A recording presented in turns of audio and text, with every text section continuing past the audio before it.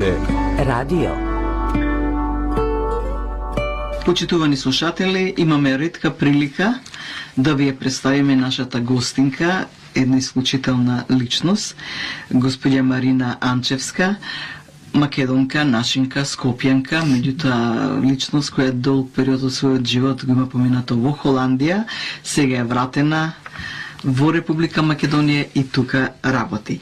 Ке тргнеме, почитувана Марина, основач и директор на неформалниот центар за образование, кој се вика Центар за бизнис психологија, системски НЛП, кој соработува со институт сличен таков од Холандија.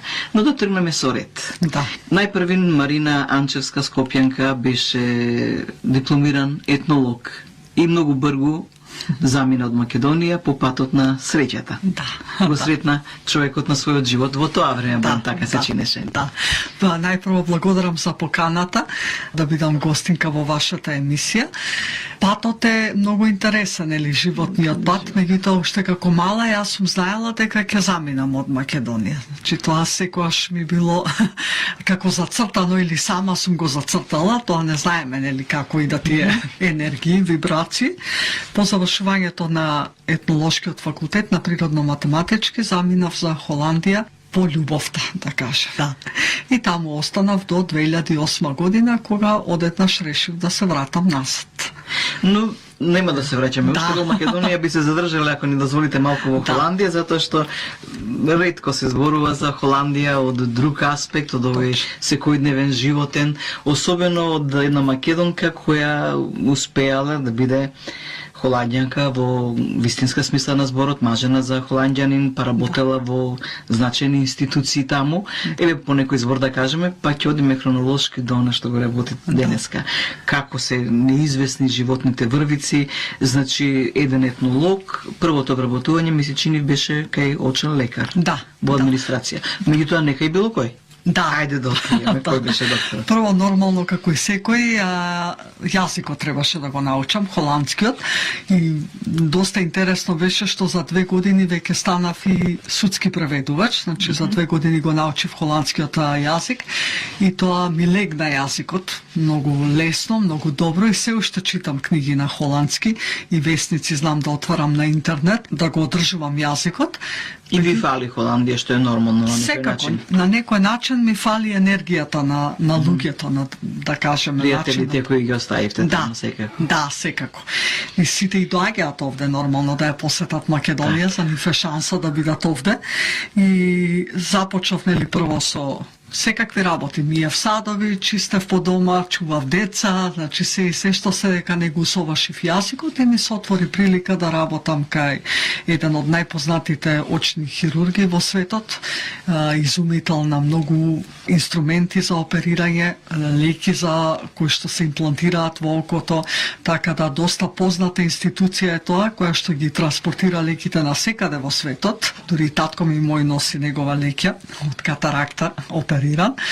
Така да животот тргна по некоја интересна патека. Работењето со таков човек на такво ниво беше искуство само по себе.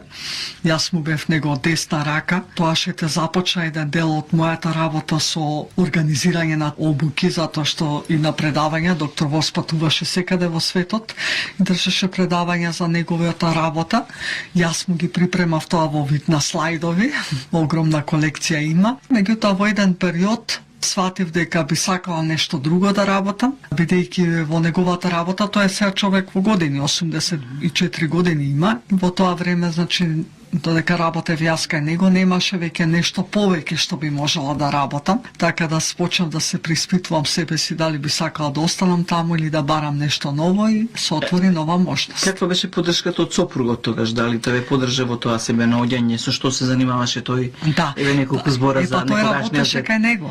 Така. Јас започнав кај нив да работам всушност дома, каде што им е стационирана истражувачката куќа, да кажеме, на доктор Докторворс, каде што истражува, си имаше своја лабораторија и се. А сопругот што работи? Он работи на контрола на леки во фабриката. Значи имаат и огромна фабрика во градот каде што работам. Имаат и во Америка исто така доста се распространети.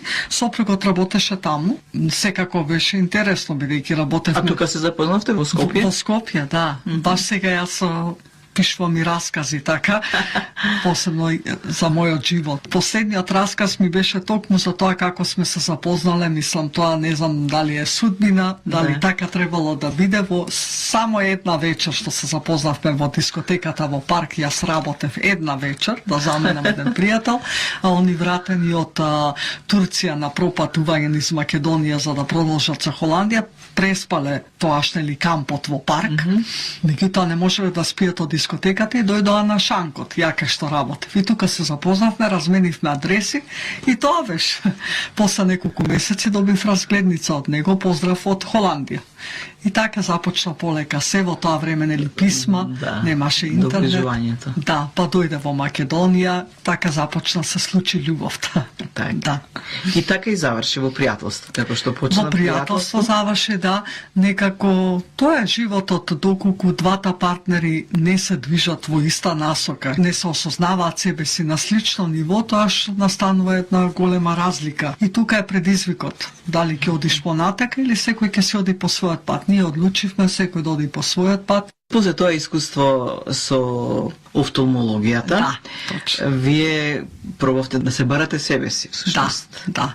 Прво започнав работа со азиланти. Значи работев во азилантски центар. Тоа е едно исто многу интересно искуство. Многу интересно искуство. Ја напуштив работата кај доктор Ворс за многу помалце пари. Отидов на ново работно место кое што имав пречувство дека ќе ми донесе огромно искуство и материјалното реков ќе го ставиме на второ место. Можеби веќе не бевте заедно со сопругот? Не бев веќе заедно. Веројатно затоа превагнало ова ослободување, сте имали потреба, веројатно. И имав потреба од нешто ново. Ја започнав таа работа и на вистина тоа толку многу ми донесе. Тука некако на некој начин мојот космополитски начин на живење и размислување целосно можев да го живеам, бидејќи запознавав луѓе од цел свет и јас бев како ментор. И најверојатно кај мене гледаа некаква поврзаност, бидејќи јас сум од друга земја. Сте го поминале тој пат, така. Не сум од Холандија и кај мене луѓето навистина ми се отвара, зборевме за се и се што ги упатував многу. И едната и другата страна има доверба. Од една страна бевте холанѓанка и бевте навистина личност интересна за оваа работа. Јазици знаев доста, мислам онака се разбирав со луѓето и многу беше интересно. Луѓето се отвара и некои од нив навистина и успеа во Холандија, ги пренасочував за образование, значи ги откривав нивните таленти, откривав што им се нивните соништа и покрај тоа што заминале, можеби некои на травматичен начин од нивната работа, меѓутоа така некако успевав на некој начин, тогаш уште несвесно, да ги ставам на нозе и да почнат сами да ја бараат среќата во себе, а не надвор од себе. Таа работа инспирирала и многу режисери да направат и филмови на таа тема, тоа е вечната тема, нели, да се биде во Европа и од друга страна Европа која не така широко ги прифаќа дојденците.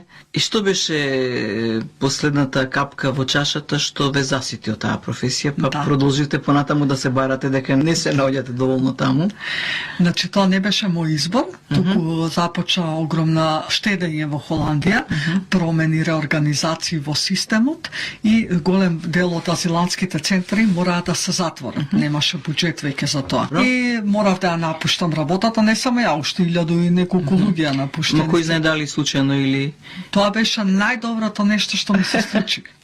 Сите беа исплашени, леле, што ќе правиме без работа, меѓутоа, знаете како е социјалниот систем таму, секој од нас доби по 10.000 евра пари што може да ги потроши на едукација. Да.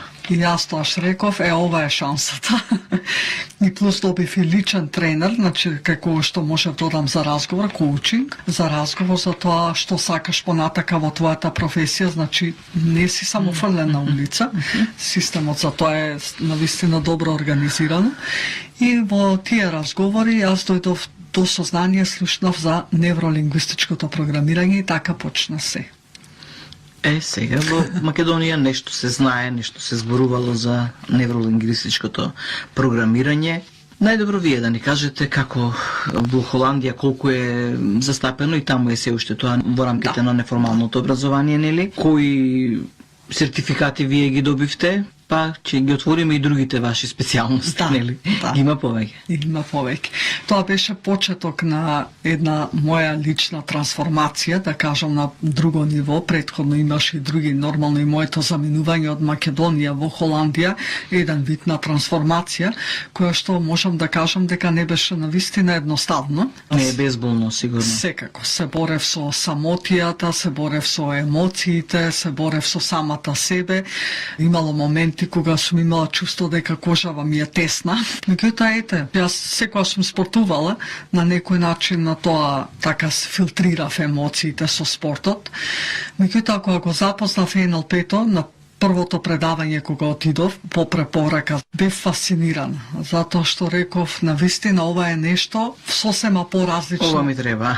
Да, тоа во моментот, тоа е тоа. Невролингвистичкото програмирање на кратко е едно од најважните разлики што е воопшто со било која друга техника, е што не се занимава со содржината на проблемот или предизвикот, да го кажеме, туку со структурата. Како вие доаѓате, како ние креираме ситуации, креираме предизвици и проблеми во животот. Значи, тоа е многу поважно отколку содржината на проблемот. На проблемот. Да. Точно така. Да. И потоа како да се излезе од него, нели? Секако. Техниките за да се излезе. Ќе позборуваме понатаму за НЛП-то малку повеќе, но сега би ме интересирало вашиот немирен дух, не му беше договорен НЛП, споменавте дека спортувате, што точно спортувате, па и со јога, малку посериозно се занимававте. Јас сум по природа многу љубопитна, че секогаш сум била заинтересирана за тоа како луѓето размислуваат, зошто нешто прават, како доаѓаат до некакви случаи во животот. Секогаш сум била заинтересирана исто и како телото реагира на нашите емоции, што е тоа што се случува. Значи, сама сум имала случка дека во Холандија тоа започнав всушност све, ја искршив десната рака, бидејќи јас се занимавав и со борачки вештини, и трчав многу, значи све сум правела во животот, танцував исто многу, исто и патував, значи доста земји имам навистина посетено и сама, прошетано од светот. И во една таква моја екзибиција некаква на физичка активност, ја скршив мојата десна рака и во тој момент, кога отидов на лекар, лекарите ми рекоа дека нервот ми е скинат на десната рака и дека никогаш повеќе нема да можам да ја употребам. Значи, бев 3 недели во болница, ми направија, значи, некој зафат и после 3 недели лежев врзана за креветот, значи не можев да станам, и во тие 3 недели настана огромни ментални процеси, трансформации кај мене, бидејќи личност која што беше толку активна физички, морав 3 недели да бидам легната и врзана, како Господ да ме врза, за да можам да се насочам кон други работи, во повеќе кон духовното, кон духовното, и тоаш книги почнав да читам, значи, на друго ниво. Која година се случуваше ова? 94-та нешто така, 95. Тоа што започна се кај мене, таква трансформација на духовно ниво. И кога лекарот дојде да ме отпушти од болница и да ми каже дека јас треба да се навикнам дека десната рака нема да ја користам, јас ствари тие 3 недели цело време работев ментално на тоа дека мојата рака ќе се врати. Нема шанси. Не ја прифатив таа вистина. Да. И на физиотерапевт ме пратија и тој ме отпушти, ми рече исто нема шанси. И јас само почнав да си вежбам дома, во када со сунгерче и мислам на ракава ништо не е. Кога отидов после месец дена на контрола, беав чудо невидени како можело да се врати нервот. Слично искуство раскажуваше Ниче Македон во една емисија. Да, сме збореле баш на и се познавате лично. Да, сум била секогаш љубопитна, сум знаела дека секогаш може повеќе, и кога излегов од болница со раката, јас тоаш сретнав некои книги во книжарите и духовниот развој на вистина почна, со јогата почнав да се почнавте да ги забележувате всушност тогаш тие книги постоеле. Тоа е многу важно, значи на што се фокусираме. Тоа е најважното. Што ни е важно и вредно, тоа го приликуваме. со нашето Така е. внимание. И така започна всушност јогата, меѓутоа танцувањето секогаш ми остана како хоби. Салса, афрички танцеви, дури сум била и во Сенегал на курсеви за танцување. Секогаш ми било желба, некако таа вибрација на музиката, на медитациите. Добро, ама во Сенегал ли можете само да танцувате? Како наоѓате тие се групни танци? Како танцувате сенегалски танц, например, надвор од Сенегал? Да, па и во Холандија имам доста, значи, поминато курсеви за афрички танцови. Сум била члени на група, сме настапували исто така по фестивали во Холандија. Исто и со салсата. Со салсата исто така многу имав одено на воркшопови, на семинари, на работилници. Танцувањето ми е некоја посебна вибрација. Значи, трчам на кеј многу често. Од таква една динамичност во една осама, пак Да. од една во друга крајност, дали се воопшто тоа крајност или се... Кој знае, некои потреби на некој начин, душата бара нешто. И сега дали ќе ја слушнеме и дали ќе одговориме, тоа е пак на нивото на свесност. Човек треба да ги следи тие импулси. Тоа е многу важно, значи нешто бара душата, дали некоја книга ќе прочитаме или ќе прошетаме некаде или некој разговор со некој. Додека не го препознаеме знакот. Да, се е околу нас, се е и во нас. Само колку сме ние отворени тоа да го видиме и да го слушнеме и да го почувствуваме, тоа е прашањето. Значи, вие давате дури овдека во Македонија сега и часови по јога, меѓу другото. Јас професионално се бавам со јогата долги години, во Холандија многу работев. Академија имам завршено во Холандија и имавме различни типови на јога искусивме и после тоа секој си го пронаоѓа својот стил. Значи јас мешам, да кажеме, и кундалини јога, и тантра јога, и хата јога, од се по нешто. Уствари јас работам интуитивно. Јас ќе застанам пред групата и ја не знам што ќе се случи тој час. Примам вибрации од луѓето што се дојдени и на основа тоа настанува часот. Значи не се припремам предходно. Доста и верувам на мојата интуиција, затоа што навистина сум имала искуство на тоа поле многу и мене ми е тоа најважен показател. Со вас се поврзува и системската работа, семена констелација. Да. Во Македонија многу не се знае околу тоа, или многу мал број на луѓе знаат. Да. Тоа е нешто што постои исто така многу одамна и доста и се поврзува со НЛП-то, меѓутоа ова е некој малце, да кажеме, по вибрационен степен на работење. Повеќе се работи со тоа како сме ние поврзано системски, значи ние двете што седиме сега овде, со колешката од другата страна, ние сме веќе некаков систем, така не функционираме.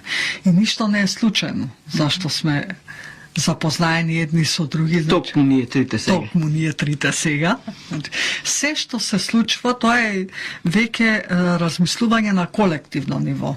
Ние сме се уште, за жал, на индивидуално ниво, да задоволиме најобични животински потреби. И овие се техники за личен развој. За личен развој и професионален. Многу се прави грешка кога ќе се кажува дека треба само професионално да се надградуваме, меѓутоа за да се надградуваме професионално и долгорочно да останеме, да достигнеме некакви успеси, личната надградба не може да се тргне на страна. Најубаво е да се почне лично, па потоа да се оди кон професионалното. Меѓутоа, окей, таков е сега системот. Меѓутоа, овие системски семени констелации укажуваат на тоа каква е нашата поврзаност со системот во кој што припаѓаме. Збориме фамилиарен, семен систем. Значи, зашто токму исто поредокот, например, во фамилиарниот систем е многу важен. Дали сум прво дете, дали сум второ, дали сум трето. Ако сум можеби трето дете, а дадено ми е улога како на прво дете, со огромна одговорност. Тоа исто така носи некаков дисбаланс во семејството. Ако има починати деца, а не се зборува за тоа. Значи, тоа е исто така некаков тип на траума. И што се зборува? И што се зборува, да. И како се зборува? Меѓутоа, тоа е само сега, овој систем што го знаеме. Истото тоа важи за семените констелации од минатото. бабите, дедовците, прабабите, прадедовците, какви се тие констелации, како било тоа, доаѓаат од војна или имало некој починат што не се зборува за тој, загинати луѓе, ги снемало или отфрлени од фамилијата. Значи се е тоа некаква вибрација што сите ние на подсвесно ниво ја носиме во себе. Го освестуваме тоа што во некои ситуации си викаме, абе, зошто мене ова секогаш ми се случува? Се повторуваат некои работи, никако да разбереме зошто лекцијата, никако да ја научиме. Затоа што нешто не е избалансирано, некаква емоција трага или бара нешто. Разрешување некако. Разрешување. А секогаш сите ние сме биле деца, значи малите деца, уште од мали, детето всушност го балансира на несвесно ниво системот. Ако има недоразбирање помеѓу таткото и мајката, детето е тоа што застанува меѓу нив. Да, Иако тоа не знае, мислам, меѓутоа на подсвесно ниво, децата сакаат, значи превземаат улога да решат дисбаланс во системот. Траумите во системот. Ако, например, замислете детето било цело време со бабата, а бабата, например, зборела за некаква тага или за нешто од минатото, тоа дете го прима. И тоа дете само за да ја помогне на бабата, ќе прави нешто во животот за да се разреши таа емоција. Тоа е многу суптилно, многу необично, меѓутоа многу вистинито. Јас имам поминато многу такви семејни констелации, значи лично имам искуство, бидејќи тоа и го работиме сега, меѓутоа сум била и секога заинтересирана, неверојатни објаснувања на некои работи, секогаш уствари имало прашалници. Точно, малку одговори. Се мисли чини дека ова е првично. Колку време работите на семејна констелација? Овде јас од кога соработувам со институтот од Холандија, значи 2 години. Веќе имаме доста луѓе што имаат поминато, имаме и луѓе што влегуваат сега во систем на сертификација. Тоа се луѓе кои што работат на личен разум. На личен разум. Да, посетители, значи сами си одбираат дали ќе оди на НЛП-то, напоредно со НЛП-то си посетува некоја семејна констелација за да си дојде уште повеќе до сознание. По-сложен систем, едноставно е. Многу е едноставно и многу брзо и ефикасно и многу, значи на Запад се користи во организации. Тимска работа. Не е ништо случајно што тимовите се формираат на тој начин како што се формираат. Значи, тоа е веќе еден систем. А бидејќи секој од нас си го носи фамилиарниот систем, ние тој го пресликуваме во организација, во работното обкружување. Замислете, секој од нас со својот систем, со своите, да кажеме, работи кои што треба да си ги разрешаваме, ние на несвесно ниво бараме тоа и во тимот да се случи. Некој што ни е сличен на таа енергија, зашто, например, со некого не можеме да се разбереме воопшто. Може би таа личност не потсеќа на некого, на подсвесно ниво, на нешто системско недорешено и затоа имаме конфликти. Че многу се користат организацијските системи во Запад, во компаниите, токму тоа за разрешување на конфликти. Кажете ни за институтот со кој што се работувате од Холандија. Да, институтот... Вие предходно тој институт го поминавте или како беше? Таму завршивте? 2003 јас таму ја започнав мојата едукација, меѓутоа тоаш навистина воопшто не ни размислував за враќање во Македонија, кога во одредени техники и вежби што се прават за поставување на цели, на временската линија, како складираме информации и случки во минатото, сегашноста, како се гледаме себе си во иднината, јас се видов себе си како работам во Македонија и беше толку чудно и неприфатливо во тој момент, меѓутоа мојата подсвест потајно си работела на тоа, си го посакувала тоа и јас после толку години сум навистина тука и го работам тоа што јас го видов навистина во мојата визуализација, да кажеме. Така да таму ја започнав мојата едукација и остана во контакт со предавачот, со тренерот. Тоа е доктор на науки, значи психолог, кој што го води веќе од 93-та година, постои институтот. Господјата е многу барана во Холандија, работи и во Ирска, работи и во Хонг-Конг, има работено во Јапонија, во Германија. Значи, тоа е навистина огромна, да кажеме, благодарност на некој начин и успех што некоја таква личност на тоа ниво доаѓа тука и работи во Македонија. Веќе ние имаме повеќе од 30 луѓе кои што се сертифицирани. 37 за НЛП-то и 12 од нив продолжија на НЛП мастер едукацијата. Сега почна и првиот модул за системската едукација и на неј имавме 12 учесници. Значи, и кај нас тоа многу ме радува што тој тренд, да кажем, или енергија на личниот развој во неформалното образование станува се поголем, што е добро за целиот систем, не само за семејниот. Значи, вашите обуки ги правите во Центарот за бизнис психологија, меѓутоа ве канат и на по некои факултети. Да, сега бев има, значи, студентската организација, нивни саем за вработување, и во склоп на тој саем бев јас предавач за тоа колку студентите се свесни како ја креираат својата етнија, значи каде се гледаат себе си, тоа е многу важно. Исто држев и предавање на American College, има интерес се повеќе и повеќе затоа што НЛП-то, например, да кажам еден податок во Холандија, Министерството за образование одвојува средства за оние што работат со образование бесплатно да го поминат. Значи целата едукација. Многу психолози поминуваат НЛП тренинзи, да не збориме за бизнисот, значи за тоа е веќе нормално да се помине НЛП-то. А веќе системските, семејните констелации, организацијските констелации исто така. Инвестицијата е повратна. Се инвестира во вработениот или се инвестира во себе, меѓутоа тоа што се добива назад нема непроценлива вредност. Да. Затоа е малце сепак склопот на размислување. Да позборуваме малку за поконкретно за НЛП од ваш аспект, од вашето искуство.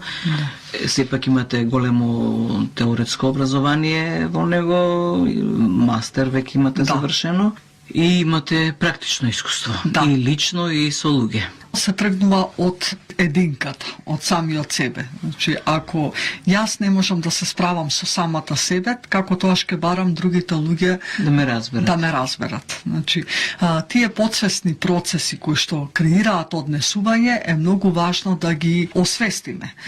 Тоа не е на свесно ниво, никогаш не може да решиме проблем кој што сме го предизвикале. Значи, тоа мора на подсвесно ниво да се види. Вака кога ќе кажеме на подсвесно ниво, се мисли можеби некако транс или нешто. Се тоа техники кои што се работат во групи или еден со еден во парови, кои што се многу забавни. Значи, не е затоа што не се работи за содржината, туку се открива, значи, каква ти е структурата структурата на размислувањето. Многу е важно НЛП-то тргнува од тоа кои ти се верувањата и вредностите. Што ти е тебе важно и вредно, тоа ќе приметуваш, тоа ќе гледаш, како јас со книгите што спомнавме на почеток, што не сум ги гледала претходно. Значи, твоите лични верувања и вредности се најважни. Меѓутоа е многу интересно што ние пак тоа семејното, ние превземаме верување и вредности исто така од не се наметнати повеќе, може да речеме. Несвесно наметнати, може подобра формулација. Од семејството, од опкружувањето, обичајно, традиционално. Да, секако.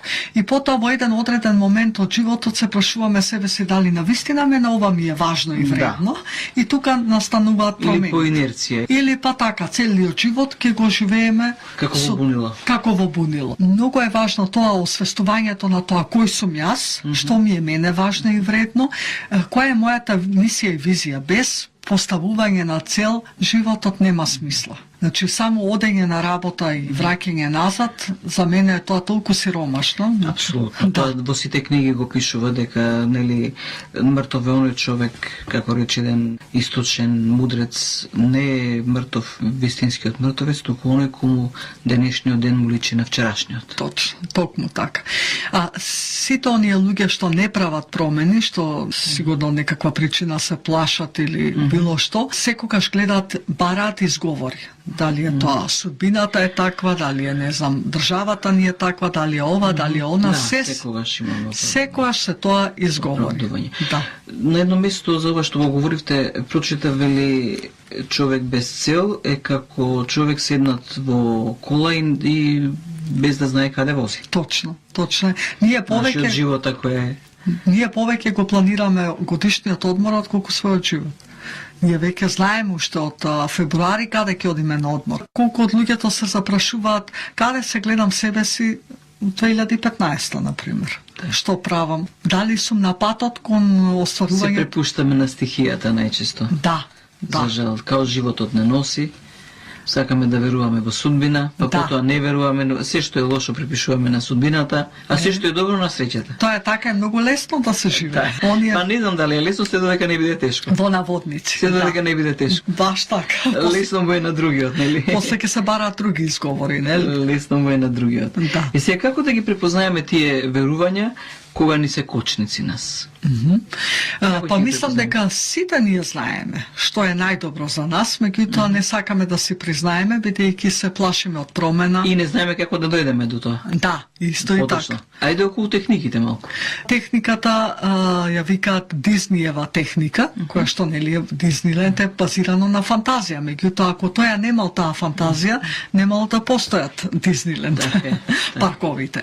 Значи што е она што на вистина посакуваме да го направиме во животот или каква и да е цел, и таа техника се комбинира со тоа критичар, тоа си самиот ти цело време. Техниката се поминува во живо, сам ја чекориш, критичарот и реалистот. Тие исто така, значи твојата подсвест ја гледа целта и кажува, оке, тоа се критиките, целта ти е окей, меѓутоа има, на ова треба да пазиш, тоа треба да пазиш, тоа те води, значи не го Да. правиш самиот. Така. И реалистот, дали е тоа реално или не. За да дојдеш до таа цел, што ти треба, што... Исто така има техники за промена на верувања и вредности. А техники кои што се работат на емоции. Значи емоции кои што не се надминати. Најголемата препрека. Фобиите.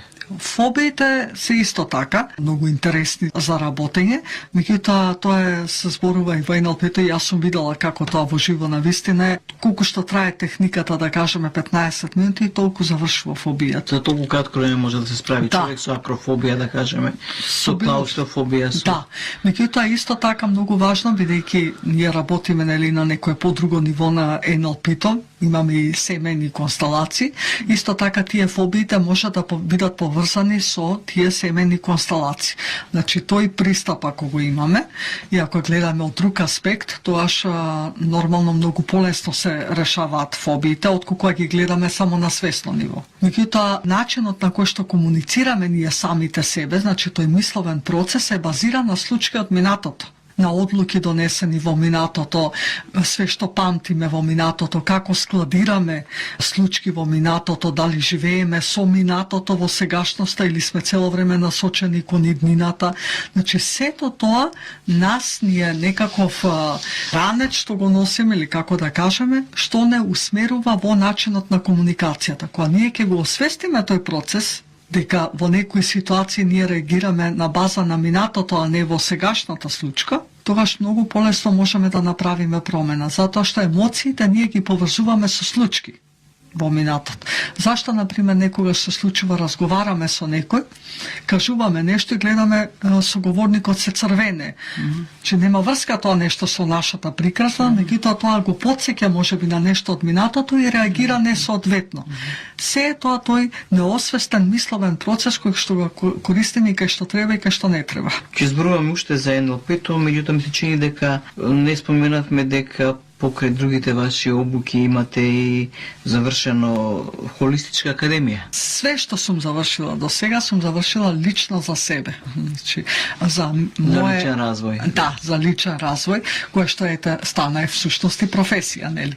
Холистичка. Значи дека наискрено е. Да. За да најдете одговори првен за себе си. Па точно, јас го живеам ова, јас не сум поинаква на работа, уствари јас не гледам разлика помеѓу Целата сте внесени да. во овој проект. Стил на живење, ми да кажеме. Уметност на живење. Да, баш така. Холистичката академија е дел од неформалното образование, на кој што учевме исто така техники за себе спознавање. Тоа е повеќе на некое енергетско ниво, значи поврзаноста на емоциите со тоа како реагира телото на нив, болестите, секој орган е поврзан со некаква емоција и секако некаква вибрација има на која што вибрира и таа поврзаност на менталното и физичкото, тоа е таа холистичка академија. Че учевме и техники за масажа. Ако можеме да го излажеме умот, нели не можеме да го излажеме телото. Да, тоа ние чекаме многу долго Ние имаме знаци, нас ни дава телото што одамна знаци за тоа дека некаква вибрација не е слична на физичката и менталната и тука настанува некаков дисбаланс, меѓутоа ние тоа го занемаруваме, се дека не дојде до некаква физичка болка. Значи толку се трансформирала енергијата што се појавува во физичка болка и дури тоаш нас ни текнува дека нешто треба да правиме. Меѓутоа сепак гледаме пак во друг правец, земаме апче и мислиме дека сме средиле ситуацијата. Меѓутоа таа ментална вибрација која што не е трансформирана останува во телото. Закочената енергија да се деблокира. Да, па тоа може на различен начин, може само со прошетка во природа да се надмине некогаш. Меѓутоа сега Со акупунктура. секако, масажа, Аюрведска особено. масажите, исто така вежбањето многу помага, јогата, мислам, трчање. Тибетанските вежби. Секако, било што, значи, што и да е, што е физичка активност, затоа што телото, ако е во грч, мора да се одблокира на некаков начин. Така, тука се и стресовите, нели? Секако. Меѓутоа, едно ме буни во ова, се вели дека во многу книги се сречава дека болката е пријател на телото, еве и во овој случај треба да ја поздравиме и да ја заблагодариме зашто ќе не одведе до решението на проблемот. Меѓутоа, за жал, најтешките заболувања се без болка. Да, тоа е многу интересно. Што? Како вие гледате на ова? Да, сум размислила. Има ли одговор Секако. во НЛП-то и во холистиката за ова? Во семените констелации Во има семените многу, секако. констелации, а? Да, меѓутоа Јогата има можеби тука секако, голема улога. Да, меѓутоа јас сум убедена дека телото одамна дава знаци. Иако не можеби во форма на болка, можеби во некаква друга форма, Например? Еве, например, не знам како ја кажам, таа е некоја вибрација енергетска, нешто ненадминато ментално. Значи, болестите, така се кажува и јас верувам во тоа дека секоја болест, скоро на секоја болест и претходи некаков стрес. И тој потоа, кој знае по која причина, некаде излегува во некоја фаза, во некаква форма. Затоа смиреноста на умот е за мене, мислам, најважното Значи, нешто. како и да е, како човек кој се бави со енергија, вие можете да препознаете дисбаланс на енергија кај еден човек. И лаик може дури да ја препознае, да точно, речеме. да, се гледа тоа. И јас секогаш тргнувам дека сите луѓе, сите ние сме родени со позитивна енергија, сме родени со чиста енергија, меѓутоа тоа е тоа околината, секако има големо влијание. Колку сме ние, Семејството, улицата, секако. училиштето. Затоа се ваквите тренинзи, уште од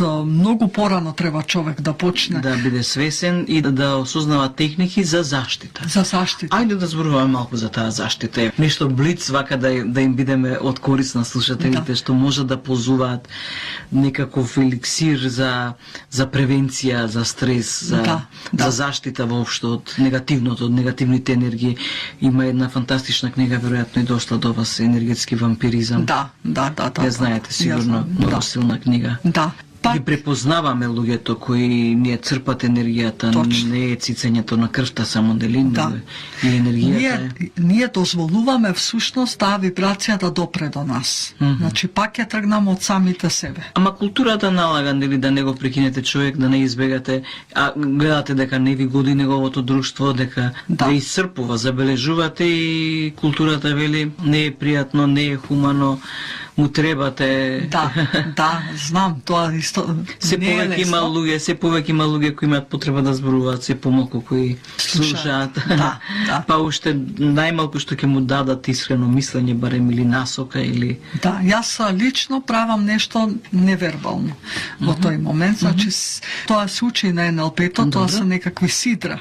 Значи си поставуваш, завземаш некаква положба која што тебе те носи во состојба на мир и на благосостојба или на за да бидете присутни, ама да не допре до вас, да не ве инфицира, да не ве инфицира, значи. Кај мене е значено да ми се двете стапала на земја. А, така. Да. Тоа е една техника. Да.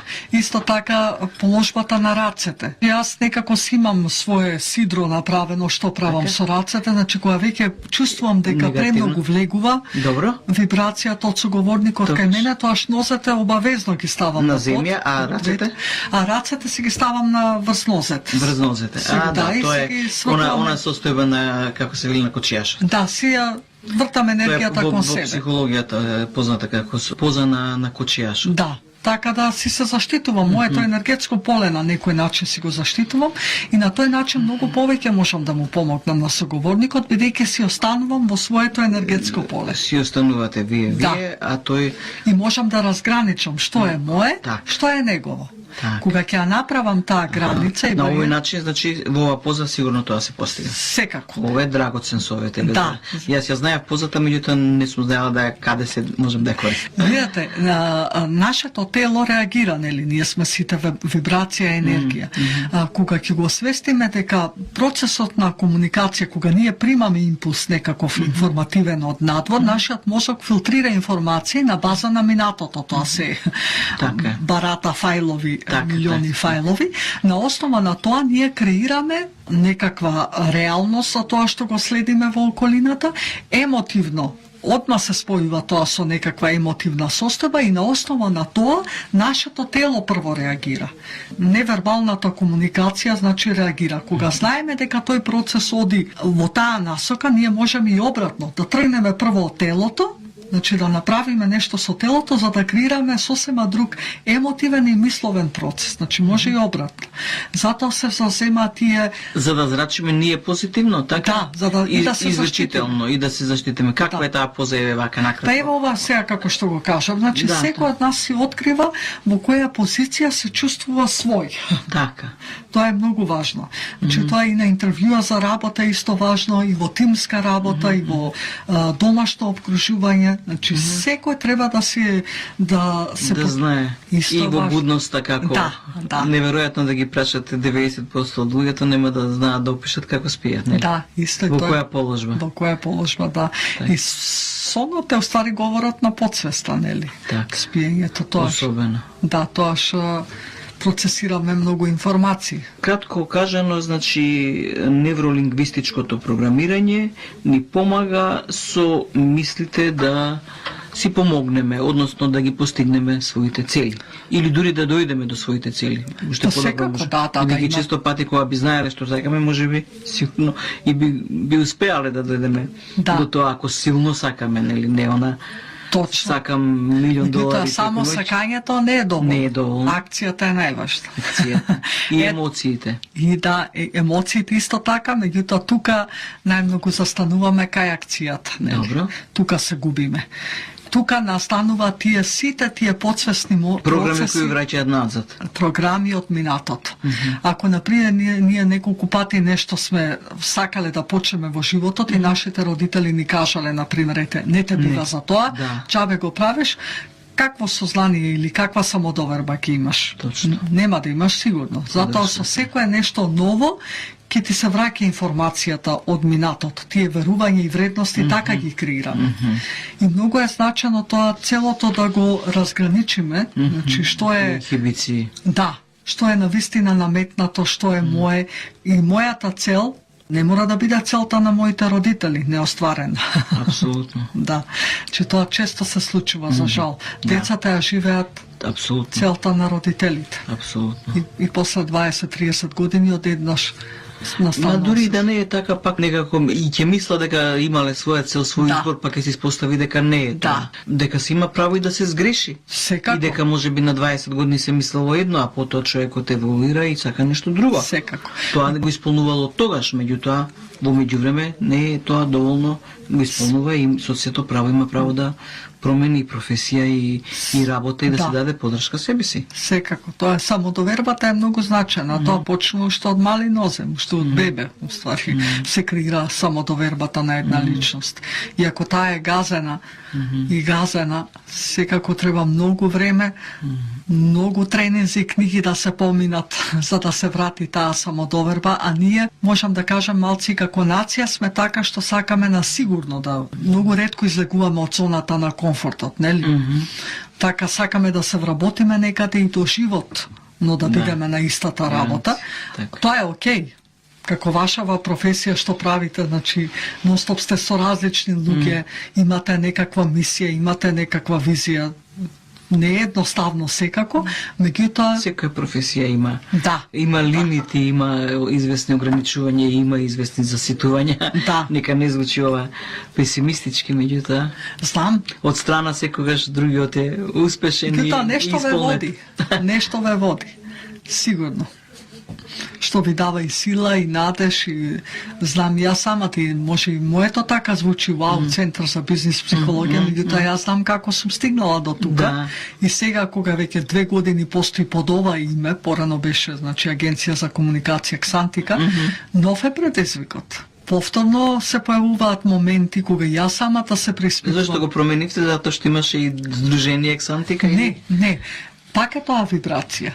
Значи, кога се вратив од Холандија, јас сакав да оставам НЛП центар во Македонија, бидејќи бев единствена, сум единствена, и гледав на интернет, сакав компанијата да носи нешто македонско, значи таква вибрација сакав, и тоа беше првото што налетав на интернет. Ми се допадна името Ксантика, ја навистина не знаев што значи тоа. Кога прочитав објаснувањето, ја реков, тоа е што центарот ја носи мисијата и визијата. Значи, толку се најдов во името, меѓутоа сега со спојувањето со Институтот од Холандија, сакав повеќе да донесам вибрација на колективно. Значи, не да се ограничувам тука, туку повеќе на колективно ниво и затоа настана и промена. Сега за тоа колективно ниво дојде момент да проговориме од личното кон колективното. Значи, подсвеста носи едно колективно сознание, личноста прави свој личен развој, нели? Да. И сега таа акција во колективното. Тоа е кога ќе се надмине егото како прво, кога ќе се надмине индивидуалноста, тоа што всушност сите Ја сметаме како врв дури. Да, доаѓаме до сознание дека ние За многу кои се на тоа ниво на свест тоа е врв, да бидеш индивидуалец. Пак е тоа его. Да. Меѓутоа има многу повеќе од тоа. Ние сакале или не, ние сме сите поврзани едни со други. Дури не ја поврзуваме индивидуалноста со егото. Индивидуалноста како нешто што е над егото. Да, точно. Меѓутоа, тоа колективното кај нас е уште голем предизвик да се работи на тоа. Јас секогаш кажам, стварно имам доста патувано и по сообраќајот и по ѓубрето се гледа свеста на нацијата, на државата.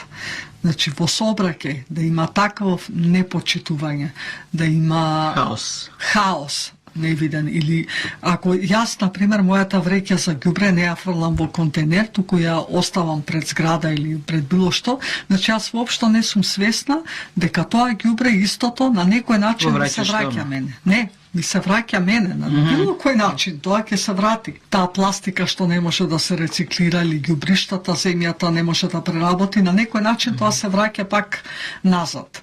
Че тоа ниво на колективно размислување, на колективни цели. Значи и еколошки и ментални. Секако. Ма ние сме природата, што сме ние? Не сме ние нешто поинаку, само сме друга вибрација.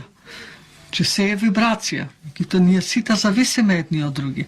Се додека гледаме во НЛП-то, тоа е многу убаво. Еколошките цели. Значи не се мисли за природата, се мисли целта или мисијата што имам, ако е добра за мене и за околината, тогаш таа е еколошка цел. А сите други се краткорочни цели. На брзинка да се збогатиме, да искористиме нешто и толку. Да колективното не се размислува. Како да кажам, значи, исто како сончевата енергија, нели, ако ја земеме сонцето, зрачи, меѓутоа ако тој зрак, еден зрак се насочи нели во ласер, тој има огромна моќ. Така и со нас, ако ние нашите сите мисли се расплинети низ просторот или во главата, не се фокусирани, тие немаат никаква вредност и важност. Нема сила. Нема сила. Од нас зависи каде ние ќе го насочиме вниманието. А тоа пак зависи од верувањата и вредностите. Дали ако веруваш дека можеш си во право и ако веруваш дека не можеш, пак си во право. Сите сакаме атмосфера на наклоност и на доверба. Како самите да ја креираме и особено како и соговорот на телата. Еве неколку кроки совети од ваша страна за слушателите на Македонска радио. Прво, дали сме наклонети кон самите себе? Дали имаме самодоверба? Ако тоа го немаме, тоаш не ни почнува. Како да ја зајакнеме самодовербата ако еве вака системски ни било уништувано од детството, да кажеме? Да, љубопитноста е најважна. Прво да се сака да се промени. Тоа е најважното. Кога нешто ќе видиме дека не оди, Да си дадеме подршка себе си. себе си си дадеме подршка, да осознаеме дека има и друг пат во животот, не е само тој еден кој што сме го оделе. Така. Меѓутоа, само почита и само довербата е исто се е процес. Меѓутоа, од некаде мора да се почне. Мора од некаде да се тргне. И да се фокусираме на тоа што го можеме, што можеме најдобро да го направиме и тоа што сакаме да го постигнеме. Тоа е исто. Пак јас ќе се вратам. Секојаш целта е нешто најважно. Така, целта. И сега, тука има една дилема. Често пати се вели дека не треба да љубопитност да, меѓутоа кога таа се граничи со нестабилност, кога се граничи со тврдоглавост, каде е таа граница меѓу доследност и меѓу Тврдоглавост. да, дали тоа некогаш е доблест? Па, во мојот случај да не бев тврдоглава, да потпаднев на мислењата и на верувањата и вредностите на околината, јас никогаш немаше да го направам ова што го правам сега. Значи, некојаш и добро е човек да биде тврдоглав. Да, но мерката е многу битна. Луѓето ќе- што се бават, што се учители како вас го чувствуваат тоа, Да. точно знаат да го почувствуваат интуитивно, како велите, нели? Луѓе кои имаат работено на праќањето на таа интуиција која со образованието за жал не се вади од нас, не отуѓуваат. Знаат да го препознаат тоа, отипа има и друга страна која се вели со зидот со глава не се бутка, нели? Да. Некојаш и треба да се напушти еден пат и да се тргне по другиот. Секако. Тоа е баш метафора. За да им на- се даде право на другите да размислат, например, ако не Секако. Мора умереност во се. Не викаат за џабе и кога си претажен, не тагувај долго и кога си пресреќен не биди Апсолутно, доаѓа до предолго сите среќа. мудрости што го препорачуваат смиреноста Да. на умот. Животот И на јас го душата. гледам и во НЛП-то тоа се збори многу како еден автобус. Дали си шоферот, дали си до возачот седиш, дали седиш позади возачот и цело време му кажуваш каде треба да вози, или седиш позади или па се возиш во туки автобус. Многу е важно некогаш да го земеме воланот и да одиме во правец каде што мислиме дека е најдобро што треба. Тоа превземање на водството. Да, е на битен. водството. А има луѓе што цел живот седат позади возачот И се- други возат. Да, или се Или качуваат. чекаат на станица кај што нема да дојде автобусот, Ете. што е потрагично. Уште потрагично.